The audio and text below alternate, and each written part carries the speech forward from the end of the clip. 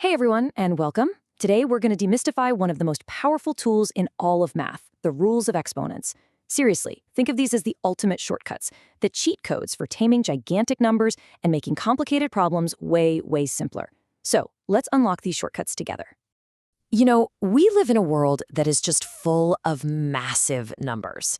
I mean, think about it. The number of stars in the galaxy, or the number of tiny, tiny transistors packed onto a single computer chip. These huge and sometimes incredibly small numbers are literally everywhere.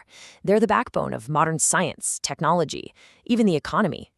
But just how big are they? I mean, it's easy to say a big number, but it's a whole other thing to actually wrap your head around the scale, right?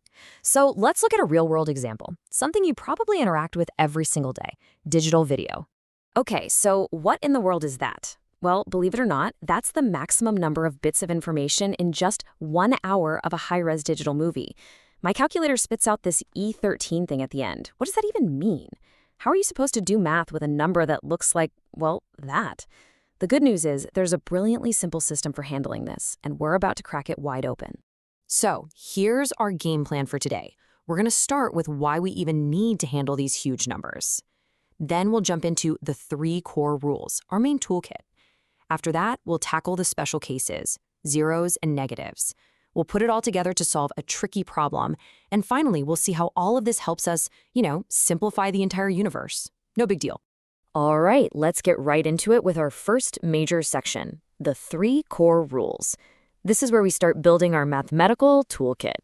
I'm not kidding, these 3 rules are the absolute foundation for everything that follows. If you can master these, you are well on your way. First up, we've got the product rule. And this one's super simple. All it says is that when you're multiplying 2 things that have the same base, that's the a here, you just add the exponents. That's it. Keep the base, add the powers. It's a fantastic shortcut. But hey, don't just take my word for it. Let's see why this works. So say we have x cubed times x to the 4th. What does that really mean? Well, x cubed is just x times x times x, right? And x to the 4th is 4 of them. So if you put all of those together, just count them up. You've got 7 x's all multiplied together, and that's exactly what x to the 7th power is. The shortcut, just add 3 plus 4. See, it's not magic, it's just logic. Okay, our next tool for the kit is the quotient rule, and this is basically the flip side of the product rule. Makes sense, right? If you add for multiplication, what do you think you do for division? You subtract. When you divide things with the same base, you just subtract the exponents. And this is key. It's always the top one minus the bottom one. And again, let's prove it so we know we're not just memorizing rules. Let's take y to the 9th over y to the 5th. We can write out all 9 y's on top and all 5 on the bottom. And now for the best part, we get to cancel stuff out. For every y on the bottom, we can zap 1 from the top. So what's left over when the dust settles? Just 4 y's, sitting up there in the numerator. In other words, y to the 4th power. The shortcut? Yeah, 9 minus 5. It works every time. All right, our third and final core tool is the power rule. Now this one is a little different. This is what you do when you have a power raised to another power. You've got an exponent on an exponent. And the shortcut here, you multiply them. Keep that base and just multiply the 2 powers together. And you guessed it, we're going to prove this one too. Let's take x squared and raise that whole thing to the 3rd power. What does cubed mean? It just means multiply something by itself 3 times. So we have x squared times x squared times x squared. And we know that each x squared is just x times x. So if you lay it all out, how many x's do you have? 6 of them, which is x to the 6th. And the shortcut, 2 times 3 is 6. Simple.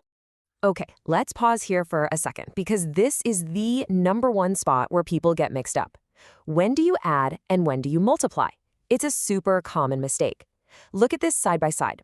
On the left, with the product rule, you have 2 separate things being multiplied together. That's when you add the exponents. On the right, with the power rule, you have one thing with a power being raised to another power. That's when you multiply. Seeing it like this really makes that difference pop, doesn't it? Okay, moving on to our next section. What happens with zeros and negatives? Now that we've got our main tools down, we can look at some interesting situations. Like, what does it even mean to raise something to the power of 0 or a negative number? Now, these might seem kind of strange at first, but you're about to see that they're just the totally logical result of the rules we just learned. So let's start with something we can all agree on, a simple, undeniable fact. What happens when you divide any number by itself? I don't care what it is, 5 divided by 5, a million divided by a million, the answer is always 1, right? So it stands to reason that t to the 8th power divided by t to the 8th power has to be 1. We know this is true. Okay, hold that thought.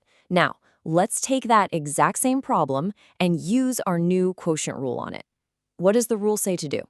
It says subtract the exponents. So we get t to the power of 8 minus 8, which is t to the power of 0. And here's the big reveal. We just proved that the answer to our problem is 1, but we also just proved that the answer is t to the 0. Since both of those things have to be true, what does that tell us? It means that t to the 0 must be equal to 1. This isn't just some random rule someone invented, it's a logical consequence. For any non-zero number, raising it to the power of 0 gives you 1, period. Okay, let's keep going with this logic. What happens if the exponent on the bottom is bigger than the one on top? Let's look at h cubed divided by h to the 5th. If we do it the long way, writing it all out, we cancel the 3 h's from the top with 3 from the bottom.